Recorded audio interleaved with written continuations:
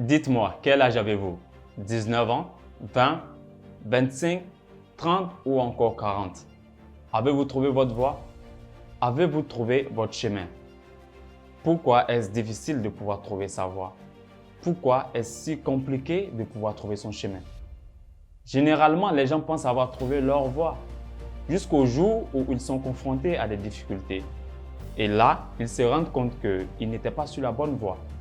Ils étaient certainement sur la voie tracée par leurs parents, par leur famille ou encore par leurs amis. En effet, nombreuses sont les personnes qui confondent le fait de trouver un moyen de s'en sortir dans la vie, un moyen de se faire de l'argent et le fait de trouver son pourquoi, le fait de trouver sa voie. Malheureusement, cette confusion est à la base de bon nombre d'échecs. Car trouver sa voie, c'est bien au-delà du bien-être matériel. C'est vivre comblé par ce que nous avons, par ce que nous faisons, même avec peu de moyens.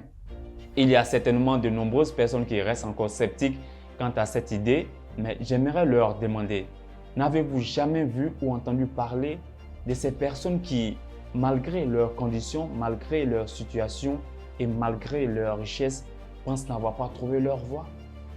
Je vais vous dire quelque chose qui va vous servir de baromètre dans votre vie. Vous savez, nous sommes tous confrontés à deux types de choix. Les choix que nous devons faire par intérêt ou par opportunité et les choix que nous devons faire par amour ou par passion. Cela nous ramène à deux types de personnes. Le premier type de personnes fait ces choix par opportunité, c'est-à-dire en fonction d'un intérêt personnel et matériel. Cela va se traduire dans son parcours universitaire, également dans le choix de sa carrière professionnelle, même dans le choix de ses secteurs d'investissement. Alors que le second type de personne va faire ces choses par amour de la chose. Lui, c'est un passionné. Mais lorsque les difficultés vont se présenter, le plus susceptible d'abandonner est celui qui fait ses choix par opportunité.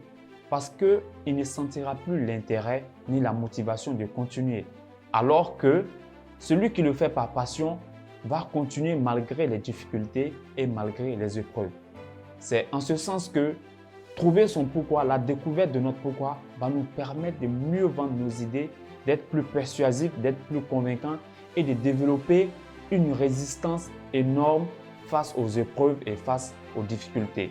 Pour trouver votre voie et votre pourquoi, vous devez faire la liste des sujets, des idées ou des situations pour lesquelles les gens vous sollicitent le plus, pour lesquelles les gens seraient capables de vous réveiller au milieu de la nuit afin d'avoir votre avis. Ce sont des choses simples de la vie, des choses du quotidien, des choses liées au cinéma, à l'art, au sport, à la musique, à la science, à la politique ou tout autre sujet qui est orienté vers l'intérêt général.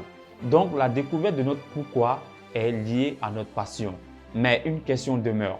Arriverez-vous à rester concentré et focalisé sur votre passion? Suivez ma prochaine vidéo pour savoir comment rester concentré et motivé sur sa passion, sur sa voie. Merci d'avoir été sur Tasse de Motivation.